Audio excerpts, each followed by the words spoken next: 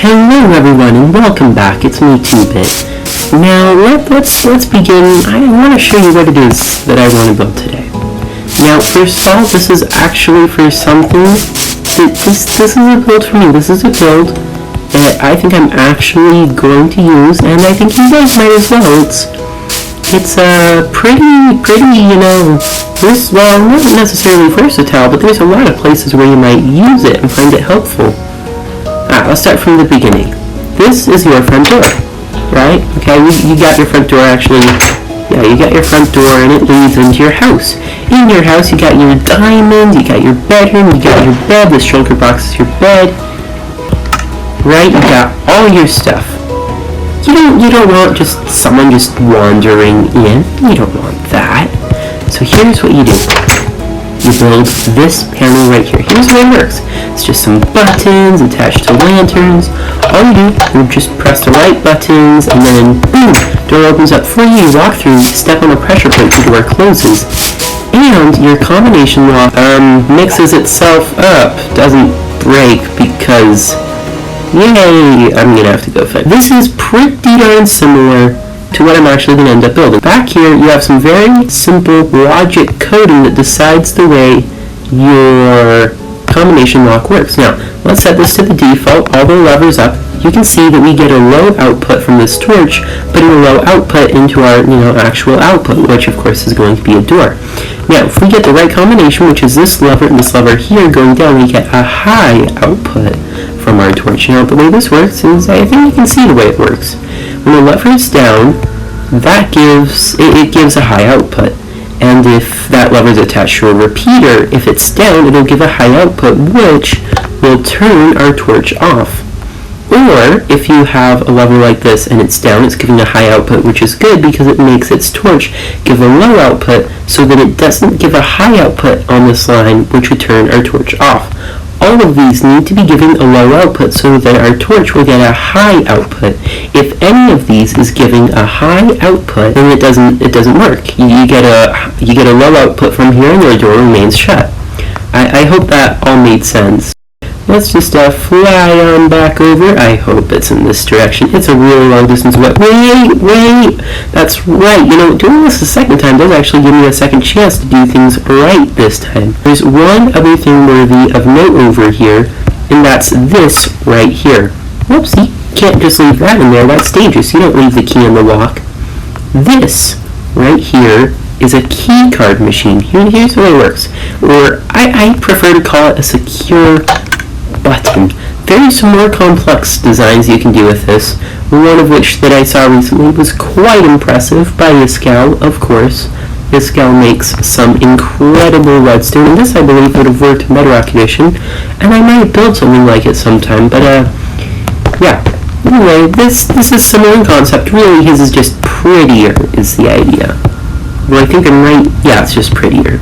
Anyway, here's the way this works. You take your key card, like this one here, that I've just put into this chopper here, and press the button. When you have the key card, that repeater here will give you a high output into whatever your output is. Anyway, yes, pretty simple circuit. Dropper going into a hopper, which by the way is an item sorter, which is what everything else is.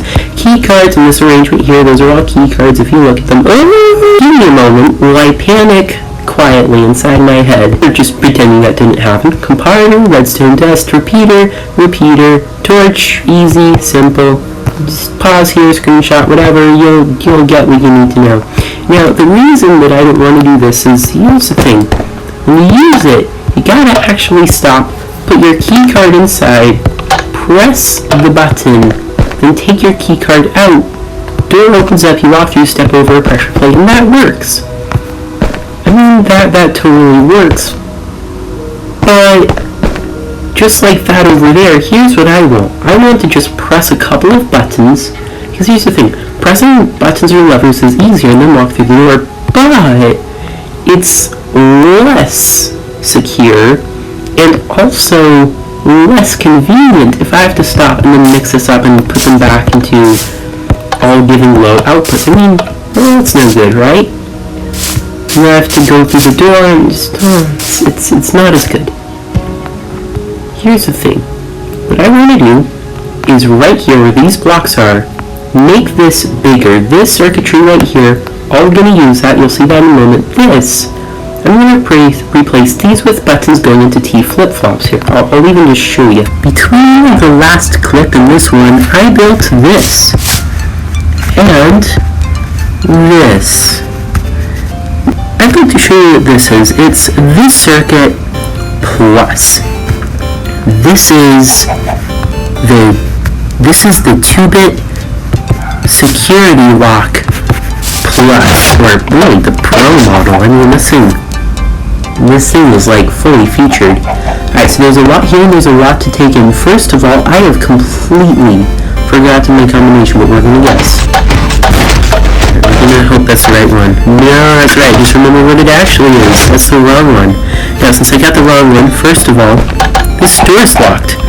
Also, these, if they had potions in them, will just dispense potions. Now, I can walk through this again. The assumption was that by this time the potions would have killed me. Did a little bit of testing. Turns out they don't. By the way, if you haven't figured this out already, I am not too pleased with this build. Now, let's get the right combination. Well, bam!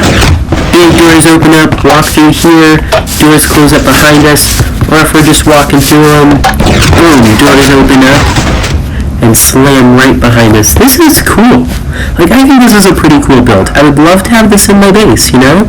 Except for the potion dispensers because they didn't work, but other than that, this is a great build. I mean, again, I hinted I don't like it too much. The truth is, guys, I'm proud of this. I mean, this is cool. Oh yeah, and there's something else. Let's see if I've left. Yes, I left the key card in here. Alright, so key cards.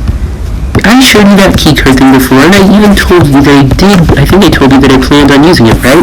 See, all you gotta do is put your key card in here, press, boom, then you take your key card out, and by the way, that stays open. Like, if you don't do anything, it will not close. It's not on a timer. It's not until you walk over these that it closes, and it gets even better. Let's say that I have a lever. I don't, so we're pretending. Alright, so we have our imaginary lever. It's actually just air. You see, when we turn it, to turn a lever, so if you flip this lever, so long as this redstone line is on, this door will remain open. However, as soon as you turn it off, it turns off, and that's because of some complicated circuitry over here. I mentioned the potions and also the door. That is probably some of the bulkiest and ugliest circuitry on here. In fact, by cutting that off, you'd be slimming this thing up substantially. And by getting rid of that door there, once again, way, way smaller. Take a guess at what I'm actually doing. Instead of doing all that, I've gone and I've made the slimmed down version. This is the basic footprint, not footprint, but this is the space that would take up. You know, this is how big, how bulky that thing is. Obviously, you know, you might be able to fit an intrusion into here. You might be able to have something other than that in this space here.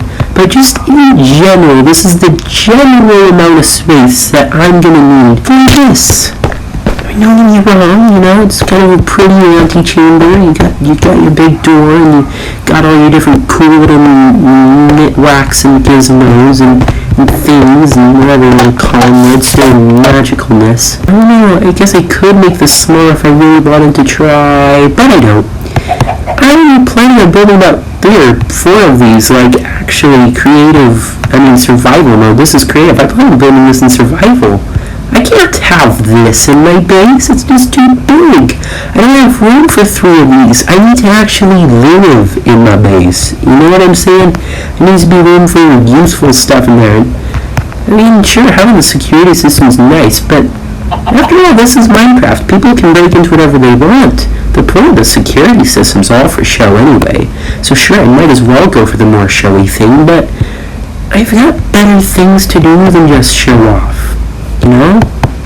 So, we are going to be building this instead at my base. I'm going to show you the redstone again, real quick. It's nice and simple. You see, you just press one of these, like the diamond button there, and it lifts that redstone block up there, giving the diamond light output to tell you that you press the damned block. Now on top of that, it also gives an output into this repeater here, which is a bad thing. You don't want that.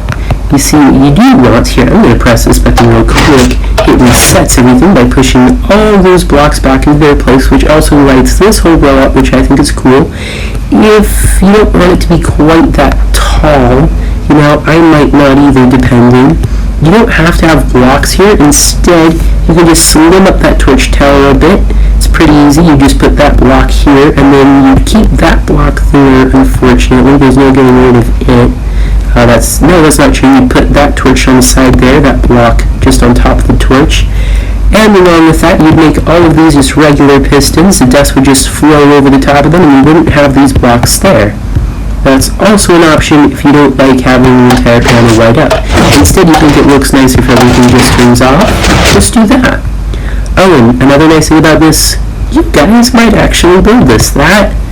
None of you want to build that. Let's be honest. Except a couple of you, and that's okay. It's a bit ambitious, but just for your sake, I'm going to try to get a bit of a better look at that in screenshots, screen recordings. Do it yourself. You might be able to make it even better and even slimmer and fit your needs even more usefully. So don't build that.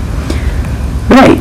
Now let's say we put in the right code, which is, okay, torch is there, so that one. Now, the way to program your code, of course, very simple. Just put a torch on these blocks here to represent the blocks that you want to have lit up. Then you press this button here. It'll give your output saying, yes, you have the right combination. Pretty simple, isn't it? Yeah. Now there's another little feature over here that I seemed really excited about, and that was when you stood here or flip this lever. That was just all turned on. Well, there's another way that you can do that. And also, this also works if you have another button, say a button inside your base that opens up the door for someone who's outside. Say someone calls you and they're like, your door will open. Okay, you just press that button. Or maybe you have a key card like mine. You can take this circuit, instead of hooking it up directly into your door, there's another neat little circuit you can build. I've actually built this in survival, and I actually used this circuit here. Now, we're gonna see if I actually remember. Alright, so let's try this. Okay.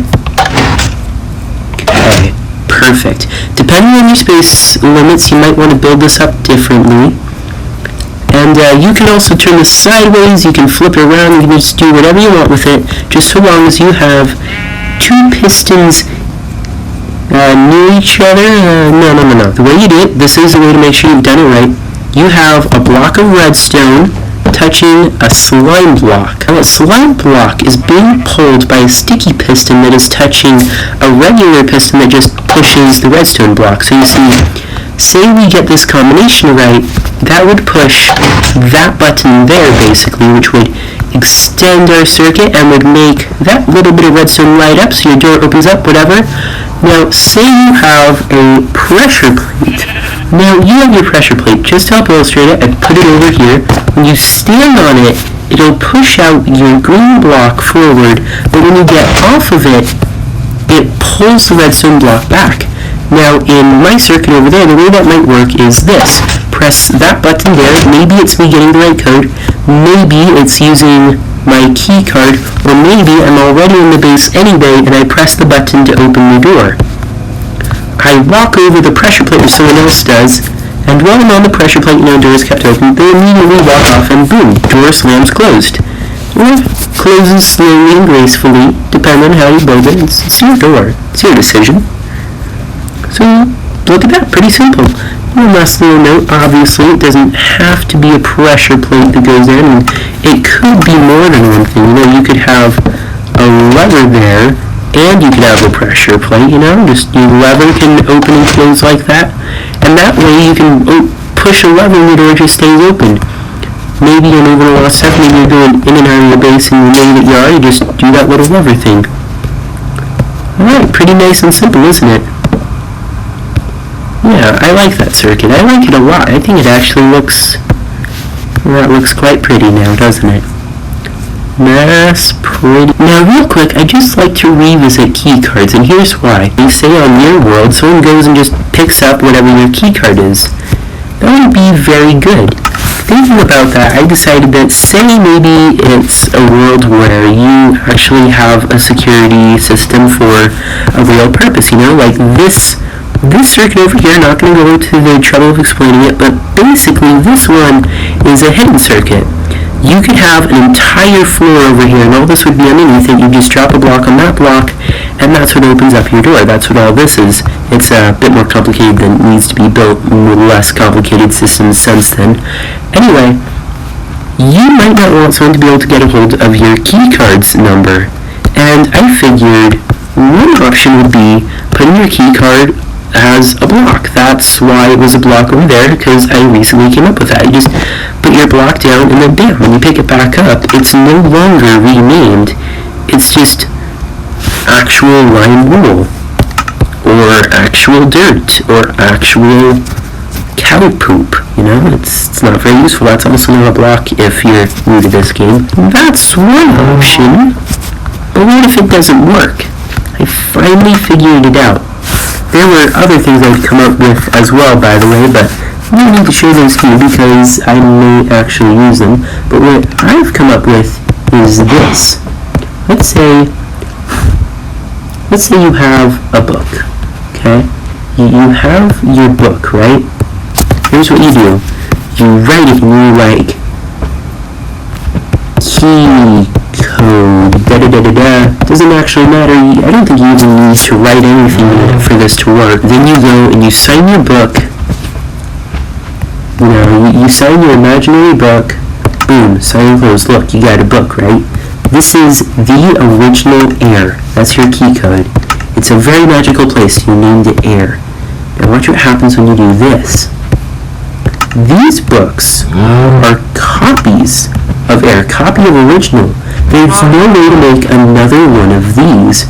However, using it, you can make enough copies of the original book to be key cards in your key card system.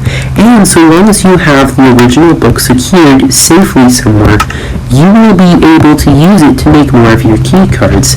Now, obviously, one of the nice things about that block that I showed, the block version, is if someone gets a hold of your key card, they get a hold of your key card. Even if they can't copy it, they still have it. So depending on your situation, you might want to just use the block system, because if someone kills you, you have this in the inventory, then they have your key card. It doesn't matter if they can't make more. You only need one key to unlock a door.